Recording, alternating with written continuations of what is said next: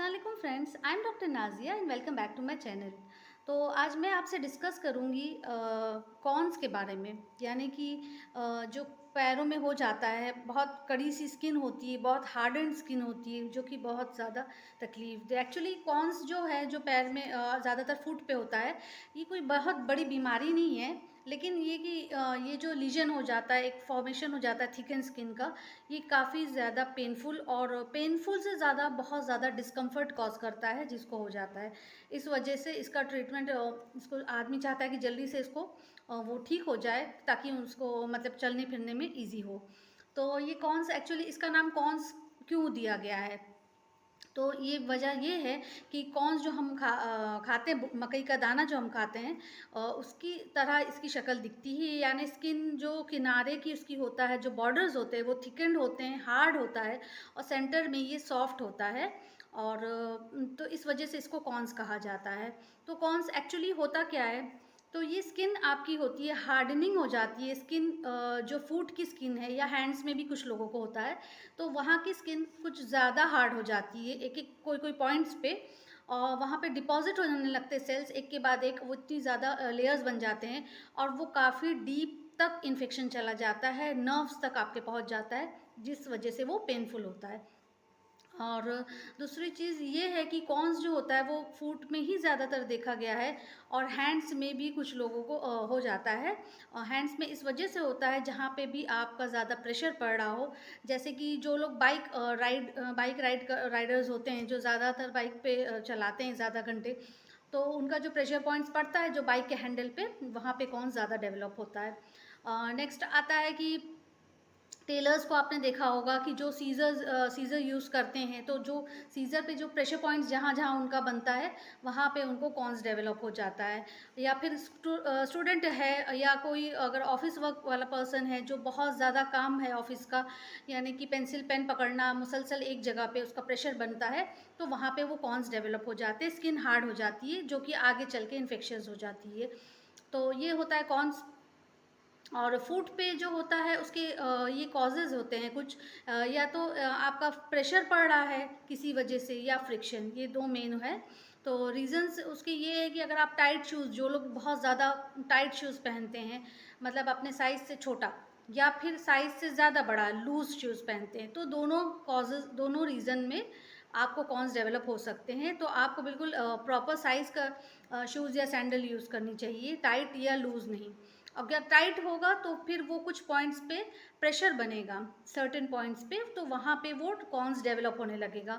और अगर लूज़ है तो फ्रिक्शन कॉज होगा, यानी कि चलने पे वो घिसेगा शूज़ या सैंडल आपका पैरों पे, जिसके वजह से कॉन्स कॉज हो सकता है। नेक्स्ट आता है कि डिफॉर्म्ड टोज़, यानी जिनके टोज़ या पैरों की उंगलियों में कुछ, या पैर में कोई डिफॉर्मिटी है, यानी थोड़ा सा डेविएटेड है लेफ़्ट या राइट पे, या थोड़ा सा इधर उधर एबनॉर्मेलिटी है, तो वहाँ पे उनको भी ये होता है, बहुत ज़्यादा कॉन्स फॉर्मेशन होता है, क्योंकि प्रेशर पॉइंट्स बनने लगते हैं। तो ये वजह होती है। नेक्स्ट आता है टाइट सॉक्स। सॉक्स भी अगर टाइट पहनते हैं, उसके वजह से भी ब्लड सप्लाई उस जगह पे हैम्पर होता है, जिसके वजह से कॉन्स डेवलप हो सकता है। नेक्स्ट आता है कि जो लोग डेयरी प्रोडक्ट्स बहुत ज़्यादा यूज़ करते हैं, दूध वगैरह वाली चीज़ें एक्सेस यूज़ कर रहे हैं, उनको भी कॉन्स डेवलप हो सकता है, क्योंकि स्किन की एक टेंडेंसी बन जाती है, वो ऑयली और वैसा टेक्सचर ग्रीजी हो जाता है, जो लोग ज़्यादा डेयरी प्रोडक्ट्स यूज़ करते हैं। नेक्स्ट आता है जो लोग को पर्स्पिरेशन ज़्यादा होता है, पसीना ज़्यादा निकलता है, उन लोगों को भी कॉन्स ज़्यादा डेवलप होने के चांसेस ज़्यादा होते हैं। और कुछ कॉजेज़ हेरिडिटरी भी है, लेकिन काफ़ी कम देखा गया है, ज़्यादातर ये सारे कॉजेज़ होते हैं। और ओबेसिटी, यानी कि मोटे लोगों में ज़्यादा कॉन डेवलपमेंट होता है, क्योंकि प्रेशर ज़्यादा पड़ता है पैरों पे, इस वजह से। तो ये सारी चीज़ें इसके कॉजेज़ हैं। तो और ये है कि अगर एक बार कॉन हो जाता है तो काफ़ी ज़्यादा दिन तक रहता है, और बार बार ठीक होने के बाद फिर हो जाता है उसी जगह पे, क्योंकि प्रेशर उसी जगह पड़ रहा है। तो आपको प्रेशर पॉइंट्स जो हैं वो ध्यान देना है, कंफर्टेबल शूज़ चप्पल पहनिए, जो ज़्यादा आपको तकलीफ़ ना दें। तो खैर ये है, लेकिन हम होम्योपैथिकली जब ट्रीट उसको करते हैं, तो इतनी अच्छी होम्योपैथिक मेडिसिन्स है कि जो कॉन्स आपके हैं वो पूरी तरह ठीक हो जाएंगे, और दोबारा रिकर भी नहीं होंगे। इतना अच्छा इसका इफ़ेक्ट है होम्योपैथिक मेडिसिन्स का। तो चलिए, सबसे पहली मेडिसिन के बारे में मैं आपको बताती हूँ। तो सबसे पहली मेडिसिन है एंटिम क्रूड। एंटीम क्रूड जो रेमेडी है होम्योपैथिक की, ये इतनी ज़्यादा दी जाती है कॉन्स के लिए, और पर्सनली मैंने इसका इतना अच्छा इफेक्ट देखा है कि पर्सन्स जिसको भी दिया है उनको दोबारा कॉन्स रिकर भी नहीं होते हैं। और जितने भी कॉन्स हो, किसी किसी को तो फूट में 8-8 10-10 जगह कॉन्स होते हैं, और हाथों में भी, वो भी ठीक होते हुए देखा गया है। इतनी इफ़ेक्टिव ये मेडिसिन है। तो ये जो है स्पेशली तब इंडिकेट करी जब अगर पेशेंट बहुत ज़्यादा सेंसिटिव है कोल्ड को, यानी कि ठंड से उसको बहुत ज़्यादा सेंसिटिवनेस है, बहुत ज़्यादा एलर्जी है, एक्सपोजर टू कोल्ड, तो इन पेशेंट्स में ज़्यादातर एंटीम क्रूड दी जाती है। और बहुत ज़्यादा इन्फ्लेम्ड है कॉन्स, बहुत ज़्यादा पेनफुल है, और बिल्कुल जैसे हॉर्न्स होता है उस तरह से चुभते हैं, और इतना ज़्यादा सेंसिटिव जिस कॉन्स की वजह से सेंसिटिवनेस हो गया है बहुत ज़्यादा सोल्स का, यानी पैर के नीचे का हिस्सा बहुत ज़्यादा सेंसिटिव, कि चलने फिरने में बहुत ज़्यादा। तो एंटीम क्रूड अगर आपको लेना है, अगर आपको लगता है कि ये पर्सन को एडवाइस किया जा सकता है, दिया जा सकता है कि एंटीम क्रूड सूट कर रहा है उसको, तो फिर आप एंटीम क्रूड 3x पोटेंसी में देना है आपको 2 ड्रॉप्स थ्राइस अ डे, 3 बार दिन में। और अगर बहुत ज़्यादा कौन से, तो आप दिन में 4 बार भी दे सकते हैं, 2 ड्रॉप्स ऑन द टंग। और ऑन द टंग अगर इजीली नहीं ले पा रहा है पेशेंट, तो आप उसको थोड़े से पानी में भी 2 ड्रॉप डाल के दे सकते हैं। तो 3x पोटेंसी एंटीम क्रूड यूज़ करना है। नेक्स्ट रेमेडी बताती हूँ। नेक्स्ट रेमेडी आती है फेरम पिक्रिकम। तो फेरम पिक्रिकम इतनी ज़्यादा इफ़ेक्टिव है, स्पेशली फॉर कॉन्स इंडिकेटेड है।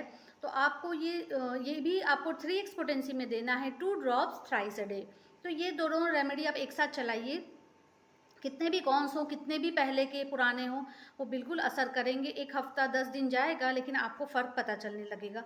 तो ये दोनों रेमेडी, एंटीम क्रूड 3x एंड फेरम पिक्रिकम 3x, ये दोनों रेमेडी आपको एक साथ शुरू करनी है, 2 drops thrice a day.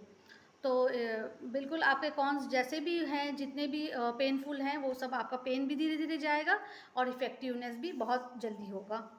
Next remedy आती है डॉक्टर रैकविक की R17। तो ये R17 रेमेडी जो है, ये स्पेशली इंडिकेटेड है जब आपको कॉन्स बहुत ज़्यादा पेनफुल है, नीडल्स की तरह प्रिकिंग सेंसेशन है, और बिल्कुल चलना फिरना मुश्किल है, तो आप ये डॉक्टर रैकविक की R17 दीजिए। इसको देना है 15 ड्रॉप्स इन 1/4 ग्लास वाटर, दिन में 3 बार। तो ये सारी चीज़ें हैं। नेक्स्ट आता है एक रेमेडी जो मैं बताने जा रही हूँ, जो कि आपको लोकली अप्लाई करना है आपके कॉन्स पे, वो बताती हूँ। तो वो रेमेडी है थूजा मदर टिंचर। जो थूजा मदर टिंचर है, ये आपको 2 ड्रॉप डालना है आपके कॉन्स के ऊपर, और उसको सूखने तक रहने देना है कि वो मतलब इधर उधर ना गिरे, वो उस जगह एब्जॉर्ब हो जाए कायदे से। 2 ड्रॉप लगाना है कॉन्स के ऊपर, और दिन में 3 बार आप लगाइए थूजा मदर टिंचर। इसके साथ जो मैंने इंटरनली लेने की मेडिसिन बताई है वो तो चलेंगी ही, और साथ में ये एक्सटर्नली आपको अप्लाई करना है थूजा मदर टिंचर। तो ये सारी मेडिसिन एक साथ आपको करनी है, और बहुत ज़्यादा अच्छा इसका इफ़ेक्ट है। मैंने खुद पर्सनली देखा है पेशेंट्स को, बहुत पुराने पुराने कॉन्स हैं, लेकिन वो ठीक हो जाते हैं, बिल्कुल रिमूव हो जाते हैं। थोड़ा सा वक्त लगता है होम्योपैथी में, लेकिन आपको पूरी तरह आराम हो जाएगा, चाहे वो हाथ में हो चाहे पैरों पे हो। तो आप बिल्कुल इसको ट्राई करके देखिएगा।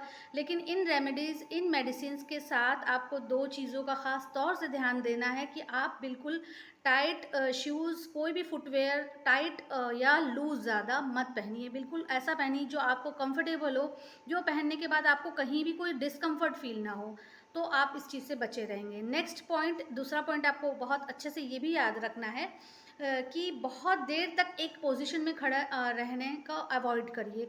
यानी कुछ लोगों का ऐसा होता है काम, जो कि बहुत देर तक एक ही पोजीशन में खड़े रहते हैं, उस वजह से कॉन्स बहुत ज़्यादा होने के चांसेस होते हैं। तो आप पोजीशन चेंज करते रहिए। अगर आप अपना काम चेंज नहीं कर सकते, तो आप पोजीशन अपनी चेंज करिए, कभी इस पैर पे उस पैर पे, लगातार एक पॉइंट पे प्रेशर मत दीजिए। तो ये सारी चीज़ें ध्यान में रखिएगा, तो आपका कॉन्स बहुत जल्द ठीक हो जाएगा इंशाल्लाह। तो ठीक है, फिर मेरे वीडियो पसंद आया हो, आपको समझ में आई हो दवाएँ, तो मेरे वीडियो को लाइक, शेयर और कमेंट करिएगा, सब्सक्राइब करिएगा मेरे चैनल को। ठीक है, फिर मिलते हैं जल्दी ही नेक्स्ट वीडियो के साथ। Take care, go for homeopathy. अल्लाह हाफिज़।